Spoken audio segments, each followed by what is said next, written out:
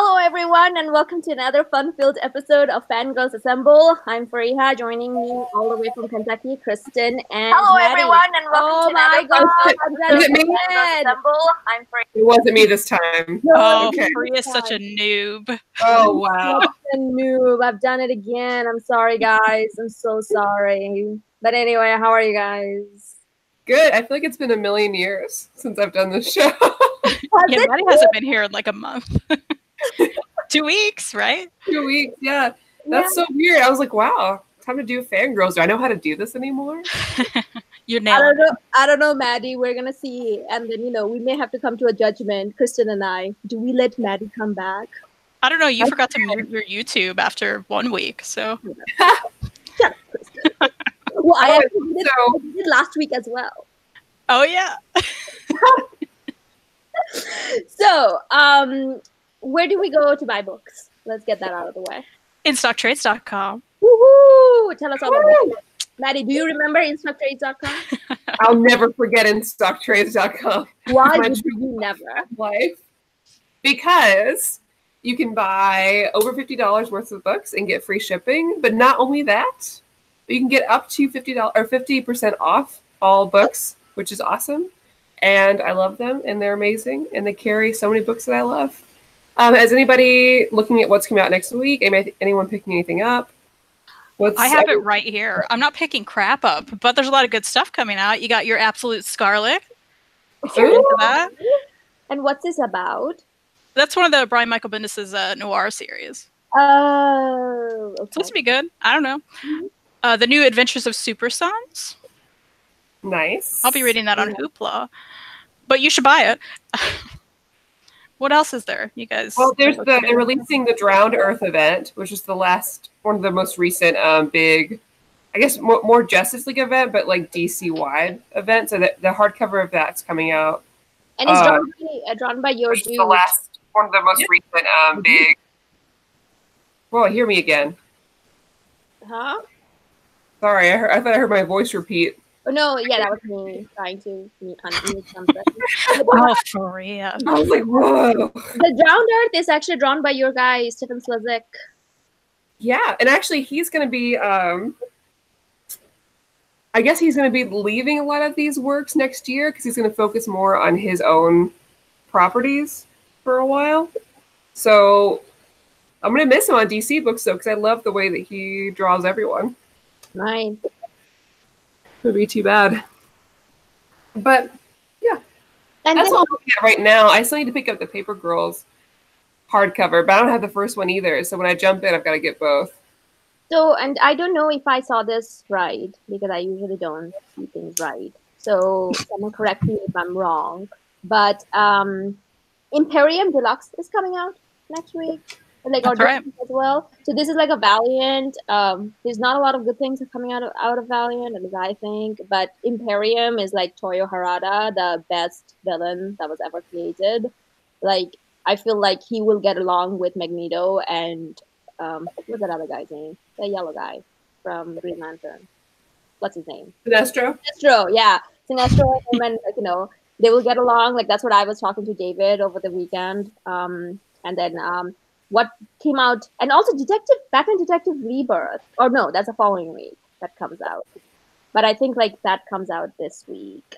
And also Justice League by Christopher Priest. This was one of my most looking forward to book, but that came out last week that I want to get this week. So yeah, there's a lot of good things coming out. What about you, Kristan? Are you looking forward to anything? I'm not getting anything right now, but Hotel Dare is an OGN from Boom. That looks cool. That's coming out. Knights of Sidonia, the Master Edition, which is a vertical series manga. I've been interested in that. I've never read it, but I love vertical. So that looks cool. And I love the bigger, chunkier things that they come out with. And that's what that is. So that may be good. Tell me about that hotel thing. I don't know anything about it. I know it from the cover, and I'm like, that looks cool. Let's see. There's a hotel in the title. I feel like that's a horror series. It looks like adventure, adopted siblings, maybe something happens. Yeah, it looks kind of spooky. Okay. All right. Well, anyway, so go to InStockTrades.com for all of this and more. And you get, did we say it's free shipping up to $50? Yep. Yep, and they're having a big like Marvel and DC sale right now. So some random like hardcovers and omnibus are like 50 to 60% off. You can't beat it. Awesome. Go and get all of those. All right. So what are we talking about today? Conventions. Ooh. Since we had an interview last week, sorry guys, I was sick. The week before, we were all at different conventions, and so we'll be reporting on those. And Free and I got to hang out again in person. Yes, we did. So next year we need to just snatch up Kristan. And I was the lame one who went to a different con. Yeah. So Kristan, given that your con was like a different one, why don't you start us off? How was LexCon? I really enjoyed it this year. I only went for a day, which is what we usually do because that's cheaper, guys. But they had a lot of Buffy people there, including James Marsters, who's my all-time favorite. But I've met him so many times that I was like, I'm good. Like, I'm good. I'll meet someone else. So I decided on Amber Benson, who plays Tara. I've never met her. I've wanted to meet her for a really long time. She was lovely. Spoiler alert. But quick backstory with me and Amber Benson. I've waited since I was a teenager to meet her specifically. Not even because she's my favorite. I do like her. I always love Tara, love Amber. But she came out with an independent film when I was a teenager that I was obsessed with. It was a it was a dark comedy. Like all throughout it, like a dark comedy. It was her first ever movie. She directed, she wrote it, she starred in it. And so did James Marsters and Andy Hallett. Andy Hallett played Lorne on Angel. I didn't know about this at all. Well, and it's like hard to find now because it's like, who cared about this? I did. So it's called Chance. There is a movies can be hard to find too? Apparently. Well, she came out with this, like, it was released on her website, and I remember back then, I don't know why, some legal thing, she couldn't even sell it for some reason. Okay. So you had to, like, buy an autograph, and it came with a DVD. Oh, boy. Okay. So it was just super, super indie. I don't know the story behind that, but, I mean, even the back, like, look at this terrible text. Like, it's just bad. Wow. Okay. But I was obsessed with this goofy movie so much. And if you'll see down here, I met Andy Hallett when I was like 15. He has since passed away. He had a heart condition and he died like 10 years ago, which was really sad. But I was lucky enough to, soon after this came out, I met him at a con. And I had him sign this. And he was like, oh, I haven't even watched this yet. And I was like, oh, you really should because you're really good in it. So, and he thought that was funny. And I'm like, hi, I'm a teenager and I love you. So... But I had him sign that, and he put thanks and a little heart, and it's cute. And then some years later, I met James again. I've met him too many times, guys, like I said. But then he put a little heart, and when he was signing it, I was like, oh yeah, that's Andy's signature. He's like, oh, I've got to be really careful with this then. Because, like, he's gone, okay? So... after they signed it, I was like, where is she gonna sign it? But I was excited to like talk to her about this because I'm like, she doesn't talk about this movie anymore, probably because it was 100 million years ago. It was super indie. Like, I don't know another person who even knew about it. I mean, all my friends watch it. Like, it was silly, right? So she did it up here. Oh, girl, I have it. Okay, you can watch it. But like, she put it up here and she put a little heart and put much love.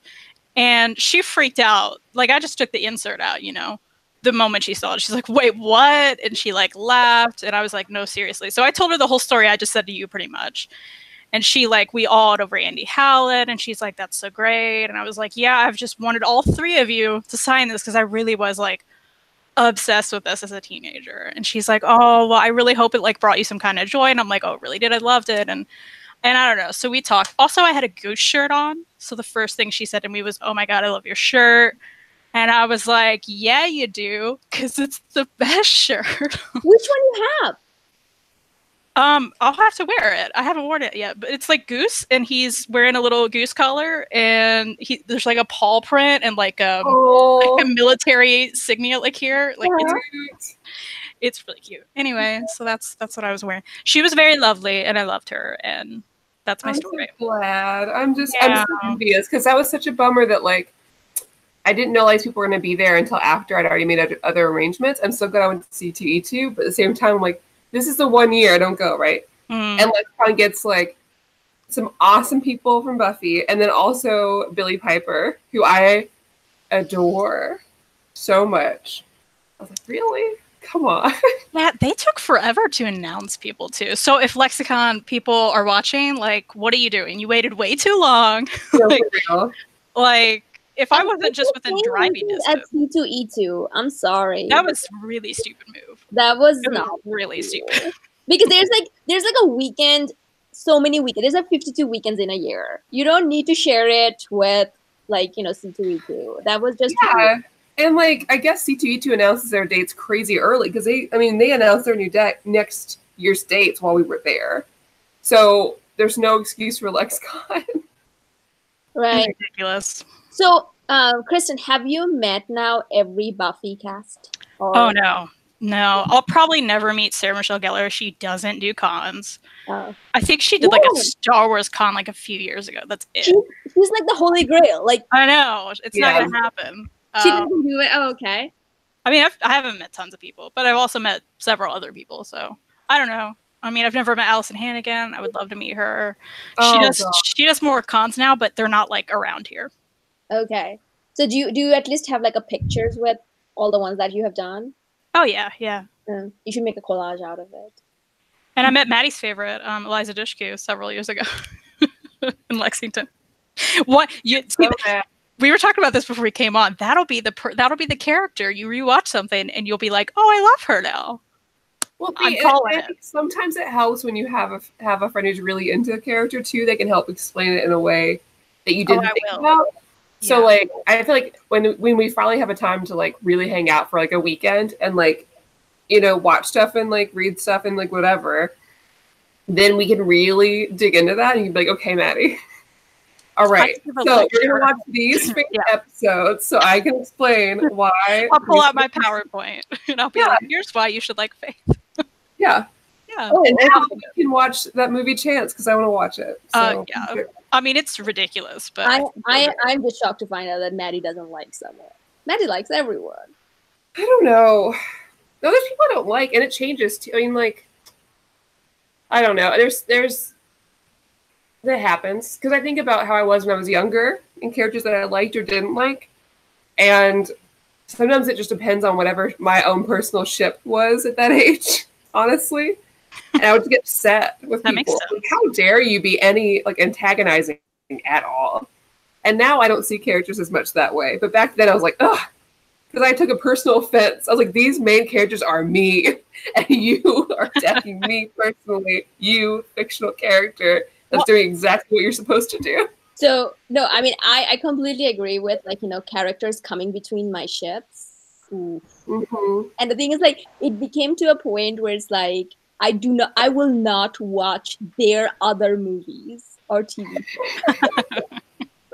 See, I don't feel that way. I'll watch Eliza Dushku's other movies. Like, I think she's really cool. But you don't like the characters, like, you know. But I'm just talking about like when I was younger, I'm like, I will not support you because what your character that you had no control over, some director or writer made. You do this, and you were in between them. I did that with some people. Like Maddie likes Ryley, and I still to this day hate Ryley. So I'm like, Mark Blucas, I don't want to see anything you've ever been in. And honestly, I don't blame anybody. Like, I recognize how bad he is. Well, that makes me feel better. And he's not he's obviously nowhere near my favorite, right? Because I'm Spike and Angel forever. Like, and not together. Gross. But some people like Fangle. I mean, I get it. I don't. So I'm with you. I don't ship it, but welcome to Buffy talk. It's devolved again. Here we go. So Kristan, did you get to buy anything while you were there? Like, how was LexCon this year? Because I missed it, so I don't. I know is the general layout the same? Did you feel like it improved over last year? Like. I think ever since, so I didn't meet any celebrities or anything last year, but I know last year they moved the celebrities to the that area. Yeah, the big open. It was weird. Where they put the sports games. Yeah. Oh yeah. Yeah, that area. You know, sports games. I should know. I live here. But, you know, yeah, the sports games. Yeah, but that made it easier because you didn't have to deal with like people in those lines unless you were there. So that was kind of nice. I don't know. I get pretty annoyed there easily. So I did I did get annoyed after a few hours and I was like, oh, I don't want to be here anymore. So in terms of crowd wise, what's the, like, you know, how big or small or medium size this is? Big. It's pretty, I mean, regionally, I think it's the biggest one in like definitely in that area. And that's why it was so stupid they did it at the same time as C2E2. It's not C2E2 big, but the same like audience I feel like would, or people would travel to C2E2. Like that makes sense. Yeah. And I wish I had you at C2E2 too, just so we could talk about the differences. Because I was there with my friends and my fiance, and we were talking about the differences between the crowd. And I really felt like C2E2 had really genuine comic book fans. And I feel like LexCon, maybe it's just our region, but you get everyone, you know, I don't feel like I meet as many like fellow true like comic book fans that are there for that. And granted, it's not like they had the comic book creators there that would draw those kind of people in. But it was really interesting because I always feel like I get annoyed with people who go to LexCon, even though I go every year. Like I don't like a lot of the people there. Yeah, I get that. I don't think they're as like conscientious. I don't think they're as polite. I don't know. Maybe because I don't know if I'd call them normies, but I wouldn't. I mean, I get what you mean. I had several people just like ram right into the back of me. Not even we weren't even like in a group of like they didn't have to. They could have went no. And I was just like, really? It's just common courtesy. That's not happening. So is it like more like your stereotypical basement dwelling nerds? Is that what I'm hearing? Yeah, or people who just aren't used to conventions and don't understand a lot of the same like mannerisms that you should have. Because I feel like if you go to cons enough, you know how you should behave. Oh yeah, yeah. And you don't get that at Lex. Although, granted, I also see people from like my little hometown. Like I never see people from my hometown ever, or where I went to school, like high school, and they're all there. And I'm like, great. So I feel like Baltimore Comic Con is kind of like that because it's like true comic book. Like Baltimore Comic Con does not have celebrity, does not. I think they get a few wrestlers or things like that, but it's not very. Even then, I don't know. I don't think that's Awesome Con that gets wrestler, but Baltimore Comic Con is all comic book fan, and there were a couple that kind of could do with showers. Let's just say, it was to that level, and they were not cosplaying, if you know what I mean. Well, I feel like it's never the cosplayers that smell.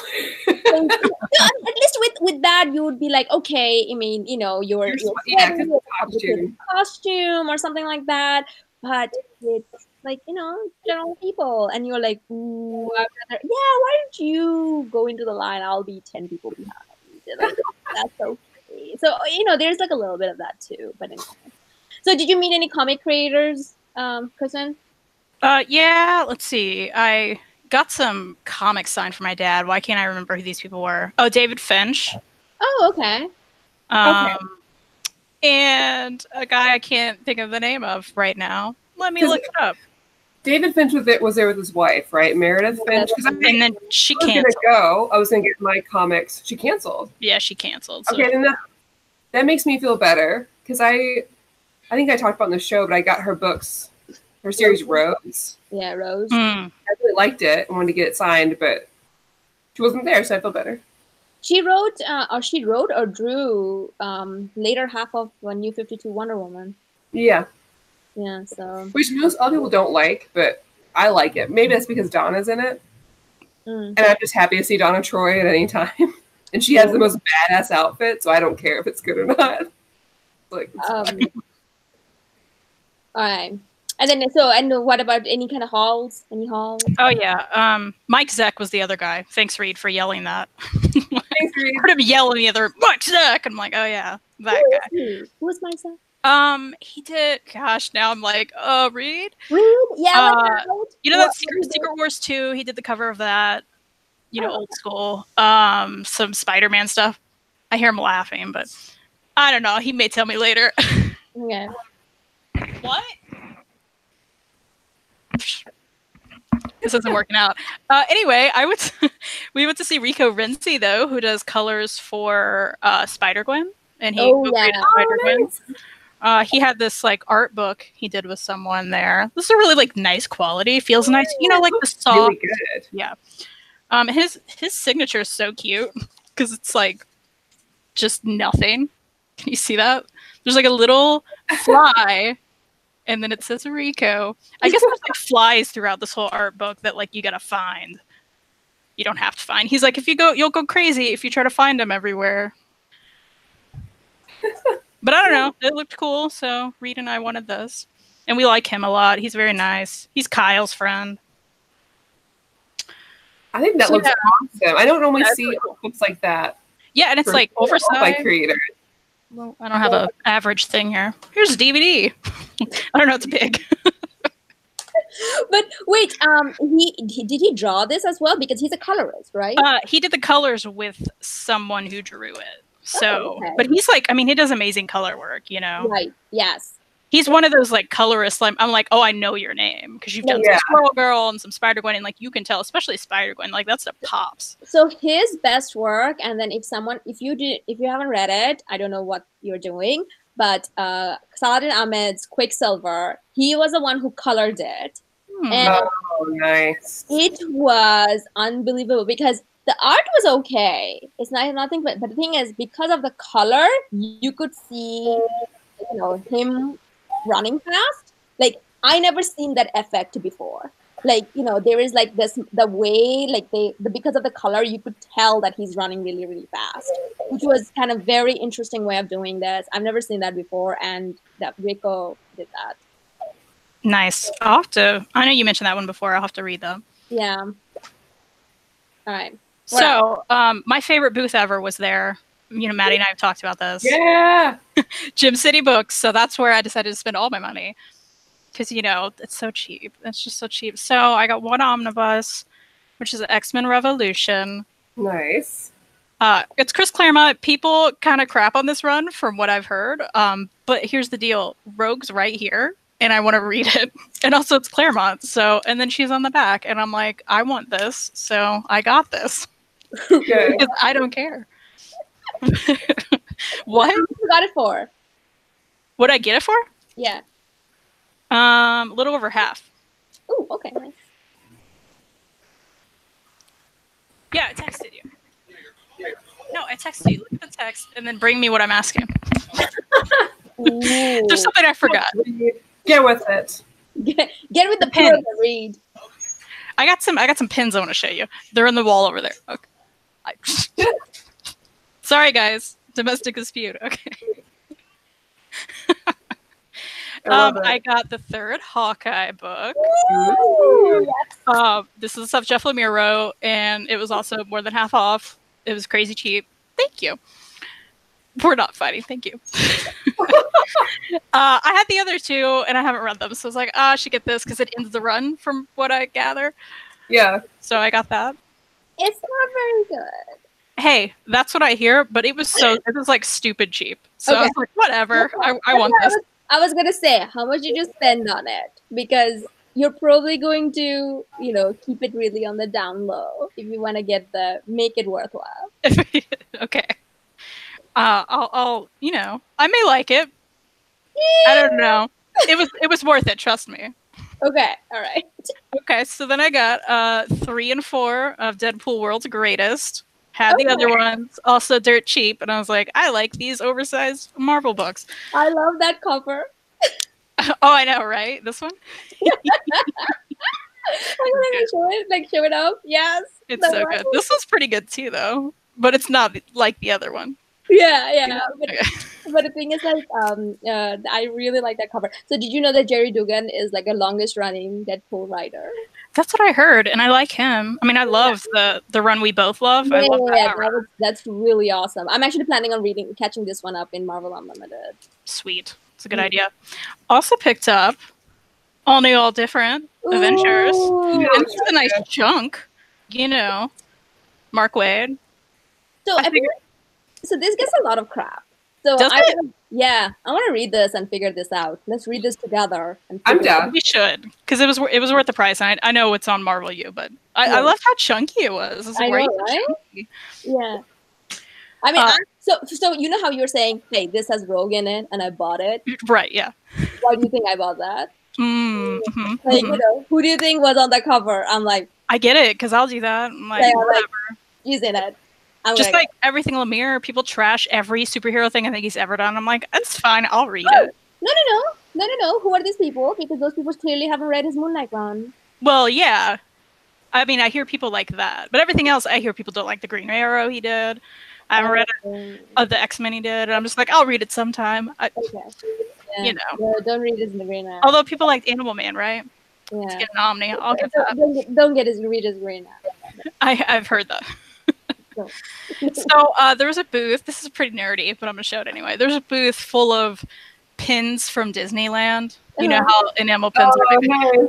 And Reed and I are huge enamel pin collectors in general, but we've never got any Disney ones. So we're like, let's do this. They were so cheap that we were like, we got to do this. So we always put our enamel pins on like canvases. So this was on the wall. But here is, can you see that? I can't tell. DuckTales. Little DuckTales, a little Uncle Scrooge, Chip and Dale. Oh yeah, some more Uncle Scrooge, and then a BB-8 Christmas. Nice. So we had to do that, and they're so cute. How much was that? How much are they? They were like $5 for 20. Ooh, okay. In enamel, it's really good. Enamel pins typically are like 10 to something, and then Disney probably priced higher than that. So yeah, we thought that was a great deal. These are like officially like Disney licensed, like not okay. Yeah, like and from it's a big thing. Like Disney enamel pin collecting is like a huge thing. Apparently, these people like had everything, and they come from Florida to different cons just to like sell them. Ooh, so are there hard to find animal pins? Now I'm into this hard to find stuff. Oh yeah. Oh, absolutely. Oh, I didn't realize this like spins. Oh, I can't make it do it now. What? Okay. Ooh, well, okay. Nice. Okay. That's what I bought, guys. Nice. I think you had a very sensible haul, and mine, which is not put away because I'm moving next week, is just staring me in the face and shaming me. I mean, I love a big haul, so I want to see that right now. Yeah. Show it to us, Maddie. Show us. I think I know most of it, but show it to us anyway. Well, for anybody who saw my video that I did on mine, which I'm really proud of, this is all me repeat. Also, I have like no light over here. I'm sorry. You have I'm any light next week, and I'm gonna have like a ceiling light, you guys. So good. So one thing I didn't get at C2E2, but I ordered it after C2E2. I haven't read yet. Is Geek Girls Don't Cry. It's a collection of different stories about like female characters and what it meant to people. I think it was put together by Andrea Towers. I don't know if she wrote the whole thing or if it's different writers. Oh, actually, never mind. It's Andrea Towers. Anyways, Andrea Towers wrote this, and it's just about different female characters and like relating that to a lot of like mental illness stuff, which just seems really cool. So I blindly picked this up. There's a voice actress who wrote the foreword, and this looked really cool, and so I just ordered it. So we'll see if it's good. But it's really cute and shiny, so I like it. Like it's not a comic book. No, but it's geek related. Okay. So I include it in my haul. Luckily, all of my stuff is right here still. So I got a bunch of pins. I got a Sparky enamel pin. The artist on the book gave it to me for free, which is really cool. Apparently, like they've had a hard time selling these pins. Kyle told me that like no one buys these ever. That may be why Kyle gave me one. Me too. Well, now we're all I love this book though, and I love the game. So yeah, me too. Sparky's the best. So good. I also got a few pins from Babs Tar. who does the art for Moto Crush. So I got this Catwoman, and I got Batgirl. I also awkwardly flirted with Babstar, and that went well as expected. I was like, I love you so much. I love your art. Also, you're so cute. And she's like, well, I love your bangs. I was like, oh my God. I think out loud, well, no, I don't think. I know I did. Out loud, I went, I'm so gay. And then the person next to me went, same. So it was beautiful.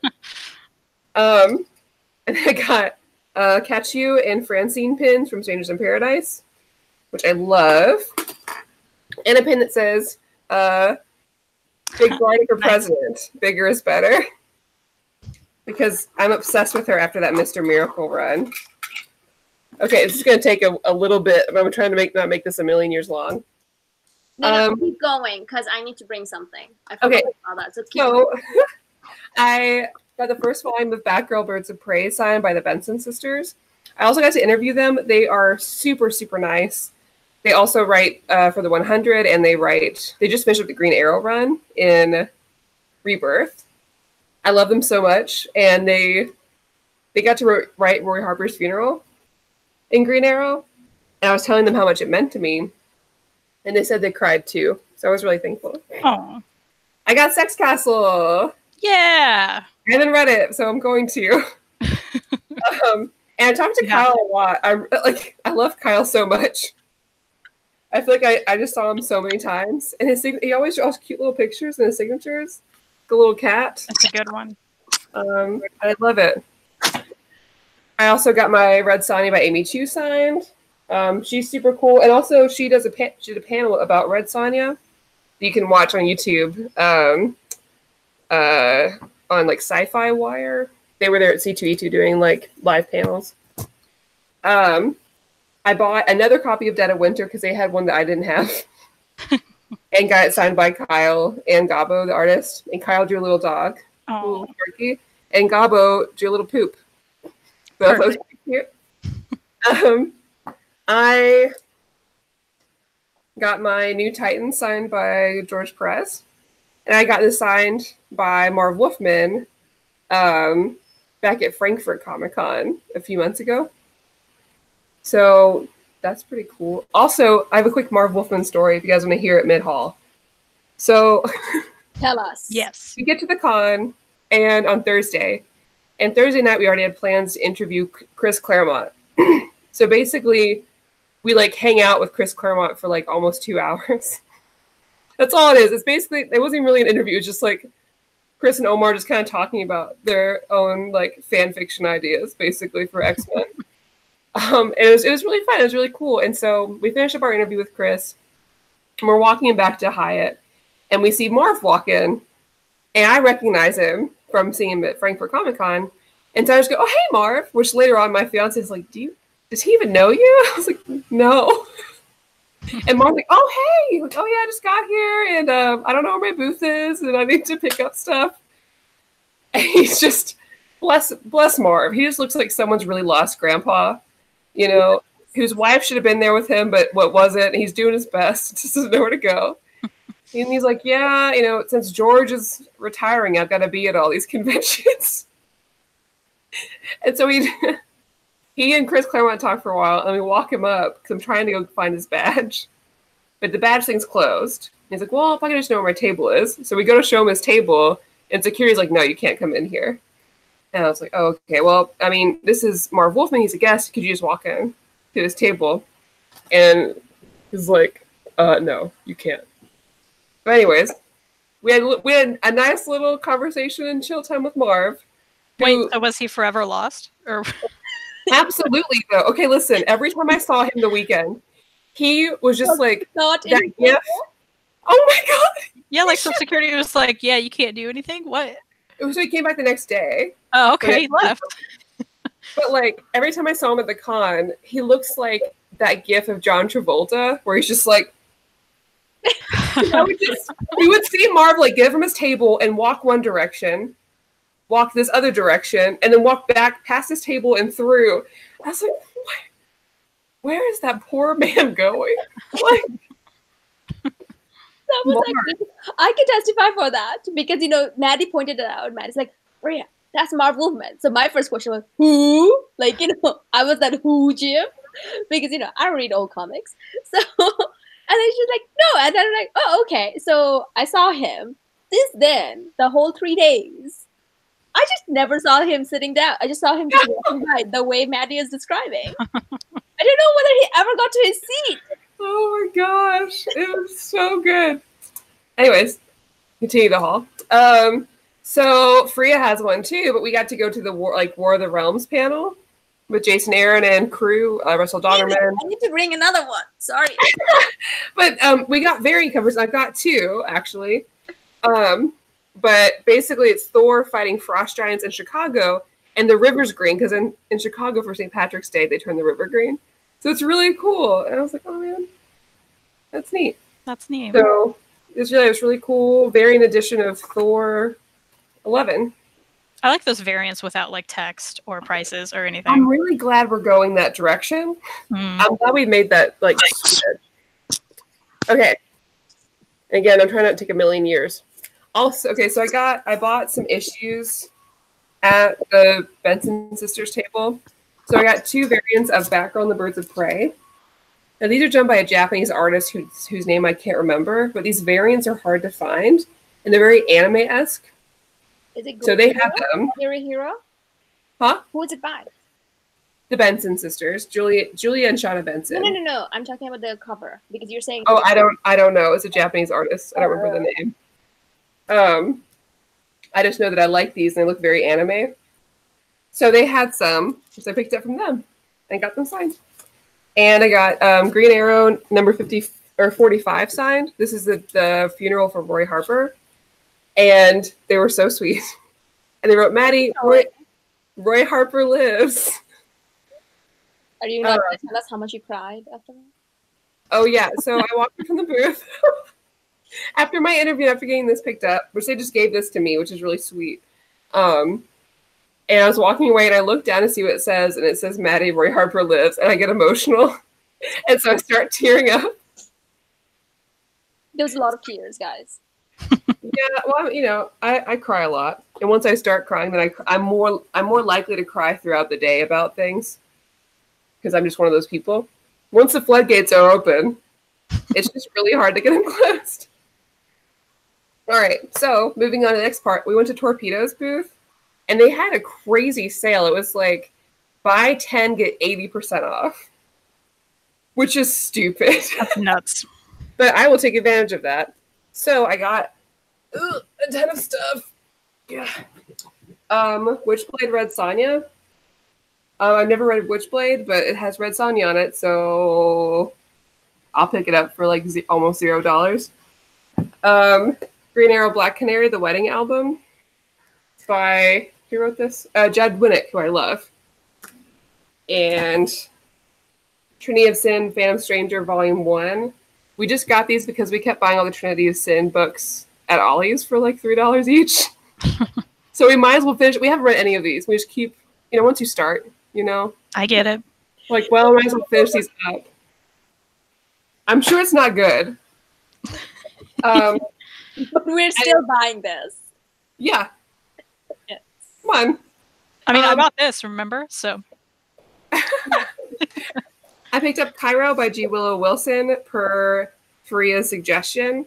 Well, no, it wasn't a suggestion. I literally took the book and I just gave it to her. I'm like, I'm buying this. It wasn't even a suggestion or a recommendation or like, maybe you shouldn't. Like, it was an order. Well, I trust you. So I was like, okay, yeah. And it's not the last one that she just hands me. I'm like, okay. I picked up 3 volumes of Gail Simone's Birds of Prey, which someone told me these are getting collected, but I don't believe that with everything that's going on in DC. So they're getting collected. They're already collected. Well, I mean, like better or like these or something. Thicker chunk. Yeah. Oh. Yeah, because these don't have numbers or anything. Mm-hmm. And on the back, they don't tell you what they collect or anything. Oh, yeah, I know. You have to go to Wikipedia to find that. And it's stupid. So I just bought 3. And also, Black Widow, which is also handed to me by Fariha. Yeah. So it looks good. But that one is written by Marjorie Liu, who also writes Monstrous. So which I totally And Trust her. That story is like a very interesting, like, you know, a little, like, you know, it's just like a mini 5 issues done and dusted. I really enjoyed it. So. Okay, so real quick, I got art prints. I bought a lot of stuff. She did. I have no business. I got this Superman cover. Maybe it's Action Comics. I don't know. That's pretty cute. It's I can get behind that. It has the family, and it's really pretty, and I love this cover. So I picked it and up. I also terrorized Pat Gleason while she was buying it. Like, I literally am like, so when are you going to be going and working for Marvel? And he's like, why do you ask? Like, genuinely concerned. What do you know? And then I'm like, and he's like, oh, thank God.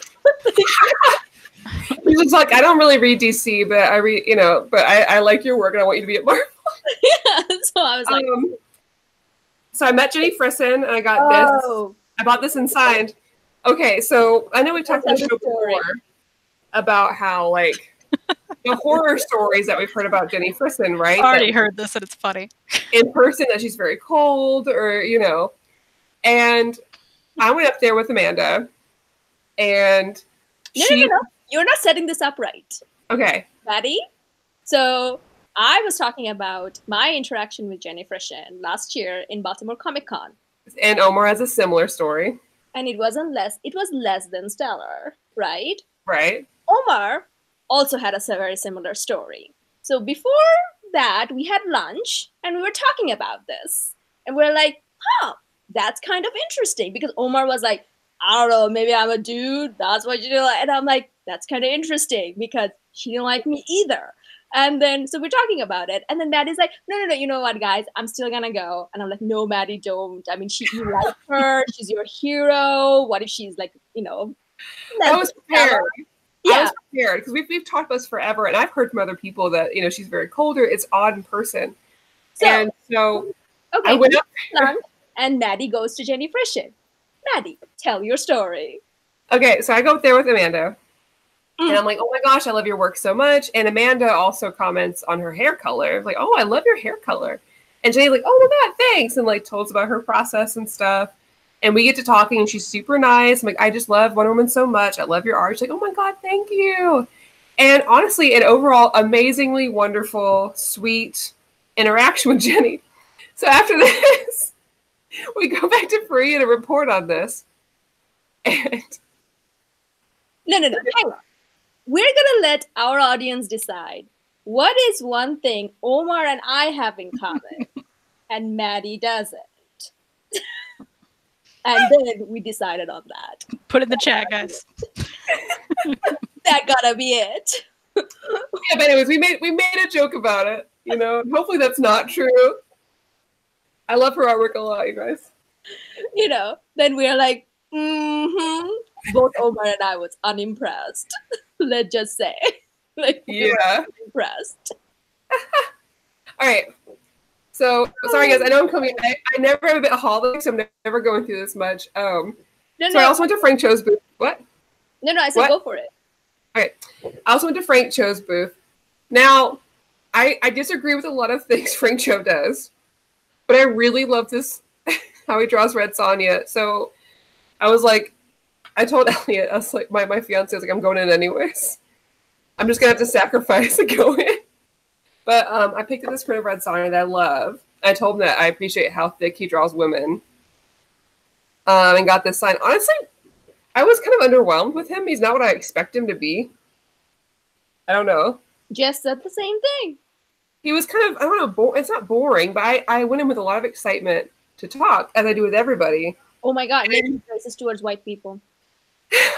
Well, I just thought I was like a thicker lady, you know, I don't know. But I need to go and talk to him, then see his interaction, and I should report back. But anyways, it was one of those kind of underwhelming where I came up with a lot of enthusiasm and was not met with it. Okay. I got this Red Sonja from Kenneth Rockefort. He does the art for Red Hood and the Outlaws, like a lot of the covers. That is pretty nice. Very cool. He was very sweet. He was really cool talking to him. And I got this Babs Tar print of like a lot of the like Batgirl friends. I always forget everybody's name, but It was really cool.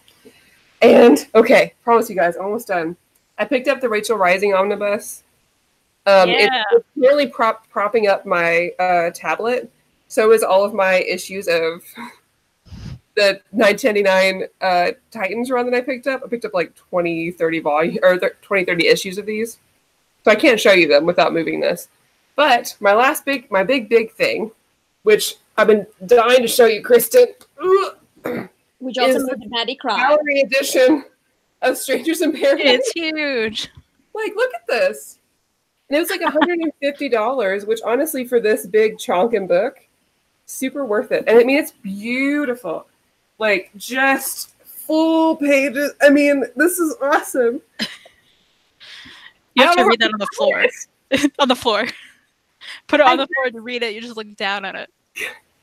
Yeah, because I want to showcase it, but I have Billies. Those are the kind of books that I've got. And there's nowhere to put this on a Billy. You have to put it in the window behind you. I guess. We'll see how the new place looks. So I need some help. I'll do like a room tour video or something. Okay, and that's it.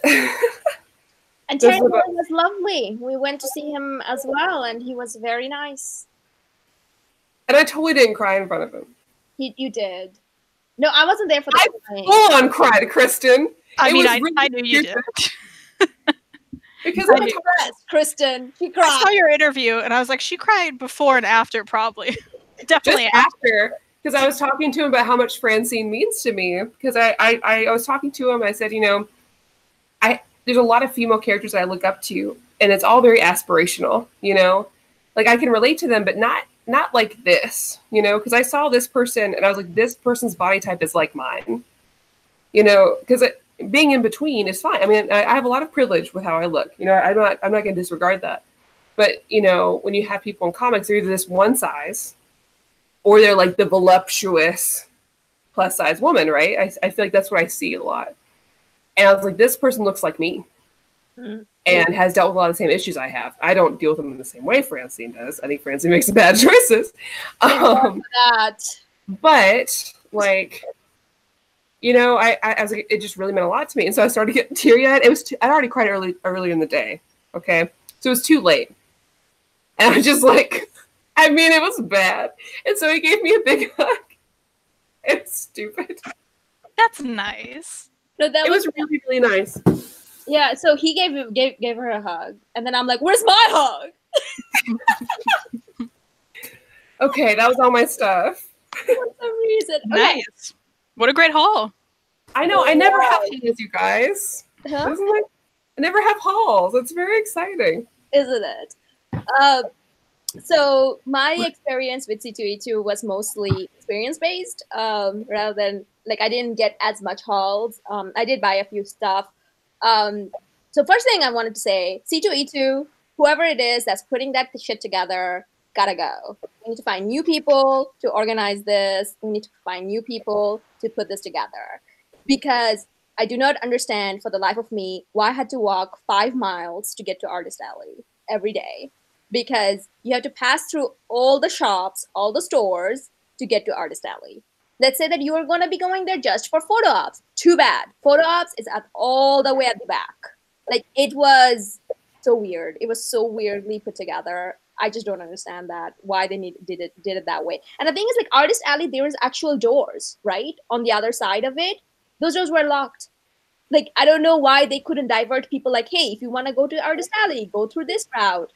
Even for the entrance, you had to go all the way there and then come around all the way this way in order to enter it. Remember, Maddie? Like, yeah, honestly, I don't mind because I felt like that helped it to be less crowded back there. And honestly, my experiences with Artist Alleys and most conventions are the same. Where Artist Alleys, either Artist Alley has its own floor away from the main area, or it's tucked away in the back. But I felt like that maybe, for me, it felt less congested because of that. So I don't know. I mean, I only went to Baltimore Comic Con, where Artist Alley is pretty much the shit. Like, you know, there are stores, like, you know, the comic book stores are at this side. So you enter through the main entrance. If you want to go to Artist Alley, you go this direction. You want to go to stores, you go to that direction. Like, you know, it was completely. New York Comic Con, everything has its own room. there is like, you know, which direction you want to go to. Takes you to that route. So I didn't know what was going on. But anyway, so combined, I actually walked 21 miles that weekend. You know, I counted it. So I was like, this is not cool. Anyway, so my thing is, I got to meet Jonathan Hickman. Oh my God, guys. Your boy. My boy. My boy, Jonathan Hickman. I got to meet him. And he was lovely because both Harry and I, you know, my friend Harry, we were giddy with like school children there. And then we were thinking that he's going to be like, like, you know, if you go look in his Twitter, he doesn't come off as the friendliest person. He doesn't follow anyone. And, you know, his Twitter is almost always a little bit caustic. So I was like, oh boy, what's going to happen? Super lovely person. Like, you know, and then Harry did this one thing. Like, you know, he was talking to him about adventures. Like, we love your run. And then Harry's like, by the way, this is Fariha. I'm like, hi, I'm Fariha. And then he's like, yeah, he just said. Like, so, Harry's a bro. Yeah. So then I kind of got giddy with excitement, talked about like Pax Romana that I really love, which he said that they're going to be doing Lionsgate. And he couldn't say at that time because it was before it was announced, but he's also going to be doing X-Men. Did you cry? You guys. I want to know if you cried. So I would because I was in the next big panel thing. It was like watching my two dads on the stage, like Jason Aaron and Jonathan Hickman just sitting there. And I was like, when they said like Power of X, like, you know, Power of 10 and House of X, I was like, and then there's also very exclusive pictures that they posted out. Everyone's looking so good in it. I was like, I'm in. So apparently it's going to be 12 issues that they have completed, but I don't know what the what's the follow-up to that? Like, you know, what's the thing is. I'm assuming it's going to be a long-term thing. So yeah, and then the artist of the House of X and Power of 10, Pepe Larraz. So I got to meet him the following day, and I was like, oh my God, I got to see you. It was really awesome. And he's like, so he's from Spain, and he was like, oh, so you got to hear my bad English. I'm like, no, it was fine. English is my second language, dude. I completely get that. So we kind of chit-chatted, and he wasn't doing any art that day. But because we've been lurking for last few days, he took a pity on us. So he was like, well, he drew something for Harry first on a piece of like scrap paper he had. Then he was like, well, I don't have a scrap paper. And I'm like, how about we take your, you know, your convention sign and do something over there? And he's like, okay, you sure about that? I'm like, 100%. So then he took that and then drew my boy Quentin Cooper on it. Nice. So cool. Honestly, it'd be cooler than on any piece of paper because now you have the best story for this. Right. So then, and as he was doing it, he was saying that he always feels very excited to see more female fans, like, you know, more female readers for comics and stuff, because he's like, you know, we don't see that a lot, but nowadays there has been. And so he's like, yeah, so, I mean, to me, it's like, I feel like you guys have to deal with all the bullshit that's out there. The least I can do is just, you know, draw Quentin Quire on something. So then I took this sign. I walked around with the signboard all of Sunday. Then I went to Jason Aaron's booth, who recognized me after fourth meeting, you know. So he was like, hey, it's you. And it came up as like, why do I see you so much? But I'm like, oh my God, I'm your biggest fan. So then I told him about the story. And he's like, oh, you're a little bit of troublemaker, aren't you? Like Quentin. I'm like, what can I say? I want to adopt him. Because he did like, you know, such an awesome run with him over in the X-Men. So then he signed it. Oh, cute. So yeah, that was pretty neat. Like, you know, now like Scott Snyder, Jason Aaron also recognizes me. Like, you know, took me 4 tries, but I got there. I also got to meet Jeremy Whiteley, who was amazing. And also got to meet Lucy Nicely. She wrote books like Kid Gloves and So I got to get it signed by her. Oh, It's a good signature. Isn't it? I thought that was pretty lovely. And she was so nice. And it was kind of surprising that she was just sitting by herself. Because I'm like, where are more people? I need more people. Please do follow her on Instagram. Lucy Nicely, at Lucy Nicely. Like, some of the things, it's like she puts out these hilarious cartoons. I think I'm her pet cat because, that cat and I, we have a thing. Like, we connect with each other. We are just as like, so do follow that.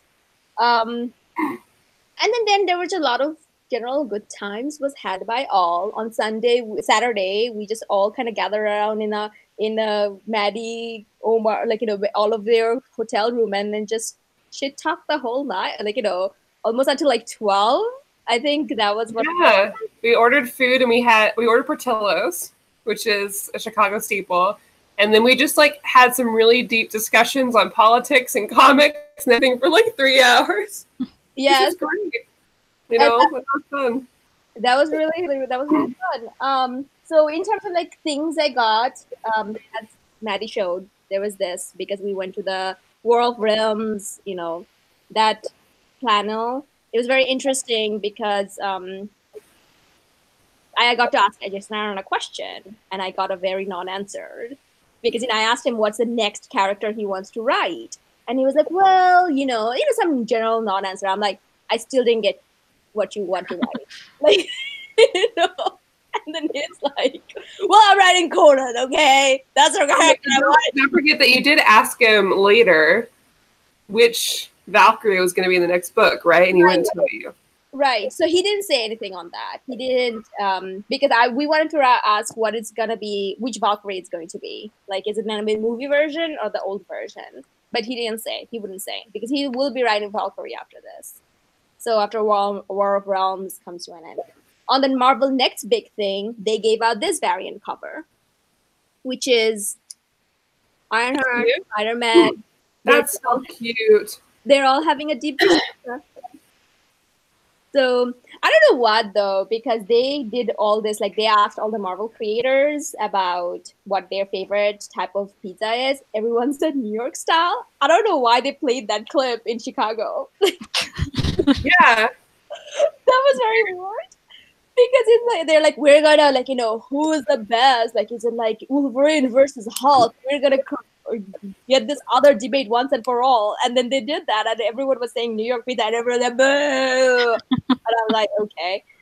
So on that one, they were talking about War of Realms, Wolverine, then Power of X, House of X, Power of 10. Anyway, and then so then they said, oh, in December there are gonna be more stories to come, and we're like, okay, what is the story? Stay tuned and go to. I'm like, that's the dumbest shit I've ever heard. But anyway, it was really fun though to see Jason Aaron and Jonathan Hickman interact, because I don't think they like each other, but that's okay, So yeah, so there's I got. Then Maddie got me this. Aww. Yes, it was a Miss Marvel, like for President pin. So I kind of walked around wearing this because I had my Miss Marvel jacket with me, and then I wore this. And then I went back to that store and I got this. Nice. And this. And because I was feeling a lot of love for Silver Surfer, because I was just finished up with his Dance Lock run, I also got this. Yeah. So they're the 4 pins I got. And then I also got Mark Waid's and the whole Archie run. Like, I got this and 3 Jughead, 5 of this and 3 Jughead trades. So 8 trades total for $40. That's really good. Mm-hmm. Yeah. And that was because of the power of my friend Harry's bargaining tool. Because he just kind of went to them. It was that Sunday. He just went to them and like, listen, I have like only $40 left. And then they're like, sure, here you go. so that was that. And yeah, so it was a really fun time. I got to see a lot of fun, cool cosplay. I feel like this is one of the ones that I will go back. Agreed. So yeah, it was a good time. But outside of the thing, yesterday was a very historic moment for me. I bought a single issue. Ooh. That is actually ongoing. I mean, that's like, it just came out on Wednesday. I had to go and I had to get it. What do you think it is? War of the Realms. I mean, I know what it is, so Oh. I don't think I should guess. Yeah, but it's okay. It was Magnificent Miss Marvel. Oh, yeah. Like, so, I mean, I finished G. Willow Wilson's run last weekend. I cried. I gross-sobbed. It was like an end of an era for me. Like, you have no idea. Like, it was like, oh my God. And then I had to go and get this. I mean, this is like her next, like, it literally says a brand new era starts here. It does. Nice. Guys, That's a good cover. It is, isn't it? So I'm actually going to get it framed because I got the other 2 number 1s that's coming. And then I'm going to get all 3 of them framed because, she so far had 3 number 1s. So I'm going. Perfect. I mean, I am so excited because she has a nephew now in the end of, like, it's not a spoiler, but she has a nephew. And I think he's also an Inhuman. So it's going to be very interesting to see how that plays out. So I'm so excited for this. But anyway, I'm not sure if I'm going to continue to follow this because this is expensive. So I'm probably going to wait till lower collected edition versions. But you supported it. That's cool. Yeah. Like, I don't know. I'm like, I have to see the next covers. I think I might actually go to the route of Maddie. It's Maddie's fault. Because Maddie Well, I mean, at least buying the variants are always fun. Because then you get an artwork piece out of it too. So I got the blank variant. The blank variant. Oh, nice. So what I'm planning on doing is actually to get. I haven't figured it out yet who's the artist going to be because I'm either New York or something to get an artist to draw. It's okay. To draw Kamala and Faiza Hussein, who is another British Muslim doctor who can wield Excalibur, and draw them on it. Or Kamala or Miles, because I'm shipping them so hard. Like, the 2 of them are so cute together because Kamala knows his identity, but he doesn't. He doesn't. Oh. So there's like this whole thing. Oh. But anyway, so I don't know when's that gonna happen. But yeah, so that's pretty much it. That was my comments. Nice. Yeah, we just picked up some comic book frames because we like to do that too. Get random variants and put them on the wall, get them signed. Oh, tell me what frames you get. Like, I need. BAM and Second and Charles carry comic specific frames, and Second and Charles has like a pack of them that you can get for pretty cheap. So that's what we did. But they're the exact size because otherwise, like, you can get a regular 8x10 and there's still going to be like some stuff on the side, and if you can make it look nice, fine. But we don't like to deal with that, so we get comic frames. You can get them online, I think. So. Oh, I looked them online. They were like $24 a pop. Oh, yeah, they're not that. Okay. I buy Walmart frames, and they don't like fit completely around the comics. There's like edges around, but they turned out really good for me. Let me see. Let me grab one to show you. Kristan, you and I shall chat. But okay. But yeah, so I got it right now. Oh, so look at that. The size you put, like, maybe for like diplomas or something. I forgot what the dimensions are, like 8.5 by something. But you've got like, extra space around it. But honestly, I don't think that detracts from the cover at all. And they're way cheaper. So that's the route I've taken for all of my comics. And not just that, but like you can also have like the stand. So if you want to display on their shelf, you can. But if not, you can just like 3M strip it to the wall. Awesome. You see, here's the comic frame. Ooh. Yeah. They're like the perfect size. They're cheap. Perfect. We shall chat. But yeah, so anyway, that's pretty much it. So do we want to tell what else we want to talk about today? I think that was it. You don't have to talk about anything else. Yeah. Okay. I'm good. Any interesting reads? Thor by Jason Aaron's great. And so is Mighty Thor. Nice. What about you, Kristan? I'm trying to remember what I've read. I'm like, where's my Goodreads? Hold on. As Kristan's getting her Goodreads Yeah. on, I read, like I said, I finished up with, I'm now all caught up with Miss Marvel. I cried. Like, there was a lot of tears, guys. Like, you have no idea. Like, a lot of, like, I can't believe it.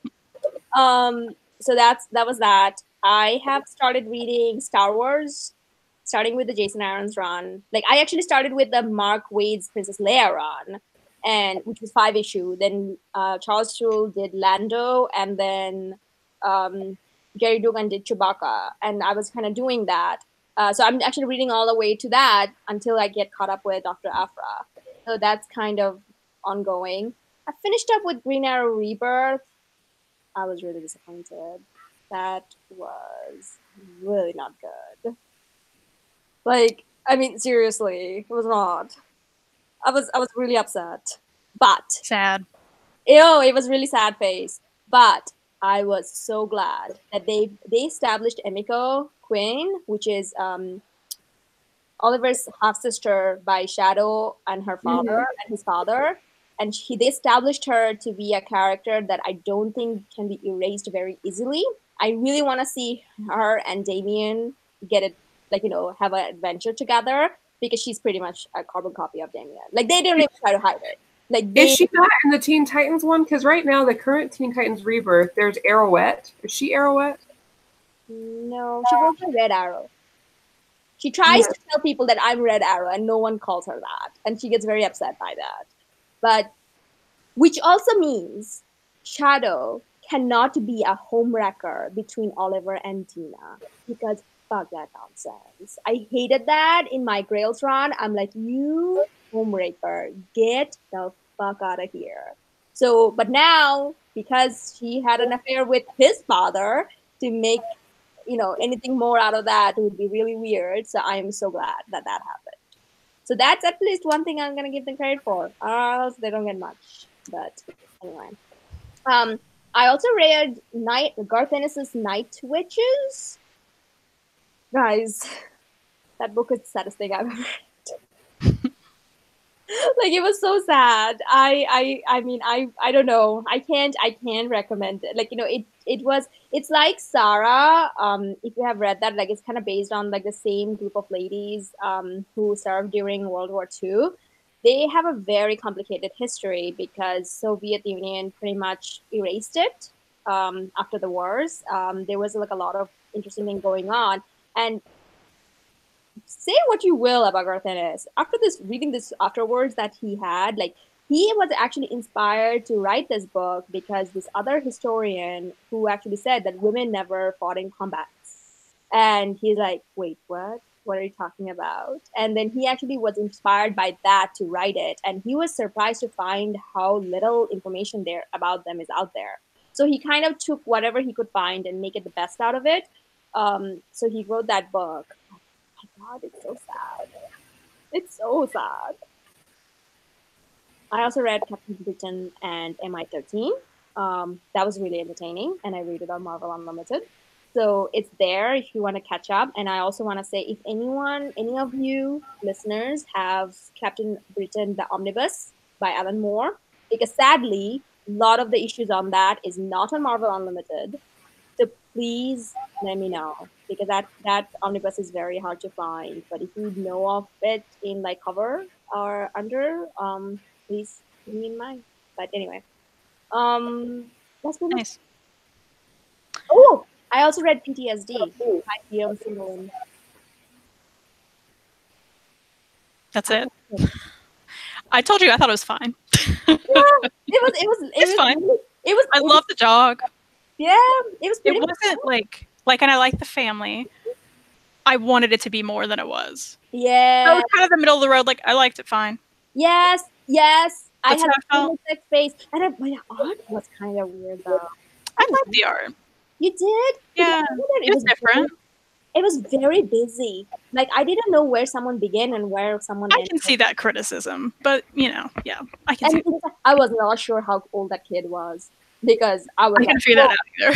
Huh? I was I like, couldn't figure whoa. that out either. I did, but I really liked the family. I liked the mom's kid. I loved the dog and his owner. And, you know, there were a lot of things I liked about it, but then I was like, nothing really happened. Yeah, You know, nothing really happened. we're on the same page here. Yeah, I think that's one of the ones because we talked about like she got diagnosed in it. I'm like, it's a Becca, and it literally because it says on the cover Yeah. because that's the name. I did not realize that that's what she was going through, and it was a very interesting story that just didn't land, and so Yeah. annoying. It sucks because it should have been like, I'm glad it exists, but at the same time, I want more from it. No, I know. I'm not glad it exists because give me more. I mean, that's like a Hollywood story, right? Like, it was such a Hollywood ending with like a perfect, like, I was like, that it doesn't work that way. Like, give me more. Yeah, I wanted more from him. Yeah. And I also read Rocket Girl. That was Not great. okay. Anyway, I'm done. I read Mr. and Mrs. X. Woo! And I loved it. Also, hey, anybody who hasn't read it's a spoiler. It's a big old spoiler. Gambit has cats. I lost my mind. Gambit has cats. He has 3 cats, and it's the best. Oh, I think those cats are from Claim. I don't remember that who wrote it, but he's Marvel now. I think that's where those cats are from. I'm gonna go back then because I didn't know. Oh no, guys! That comic is deadly because he's shirtless so much in that. Oh, you said that.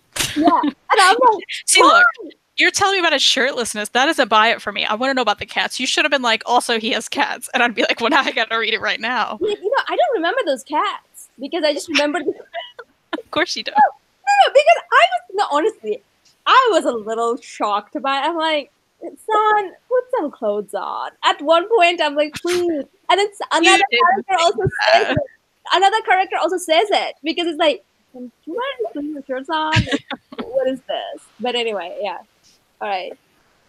I read the Black Hammer Library Edition and Volume 3 that comes after that, and Sherlock, Frankenstein, and the Legion of Evil. All of it's brilliant, worth the hype that everybody's hyping. It's so good. How is the Sherlock thing connects to that? Read it after.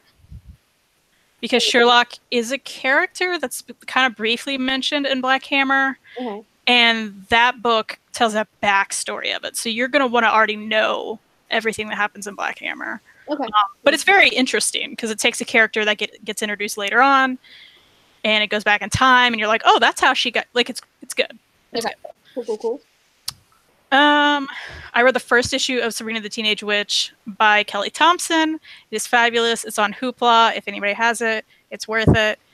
Really enjoying that. And I read her Nancy Drew. Did I already talk about that? I don't know, but it's great. So I didn't know what to expect from it. It's from Dynamite.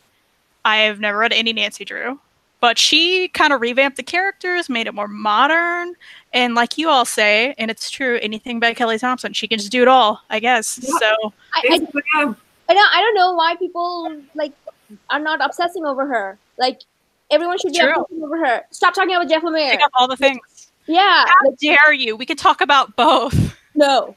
I am dictating it. It's one or the other. Hammer's worth the hype, and so is Nancy Drew by Kelly Thompson. These could both be true. Like, I mean... Anyway, let's end the show then. More love.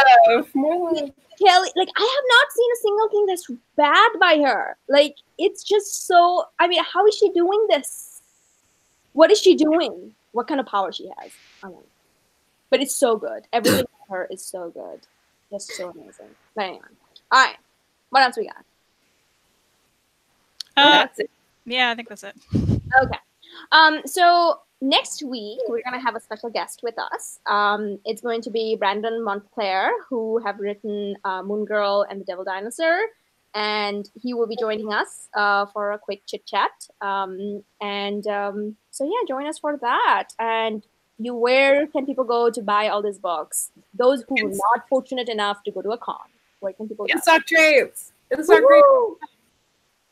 You can get Go there now. all your collected edition needs at instocktrades.com. Marvel, DC, Dark Horse, Image are all up to 42% off. We're going to have also a special book that we'll be announcing next week for our April pick of the month. So tune in for that. And $50 and above, you get free shipping within the United States. So instocktrades.com. All right. It was great. We will see you all next week. Have a good week. Bye, guys. Bye, guys.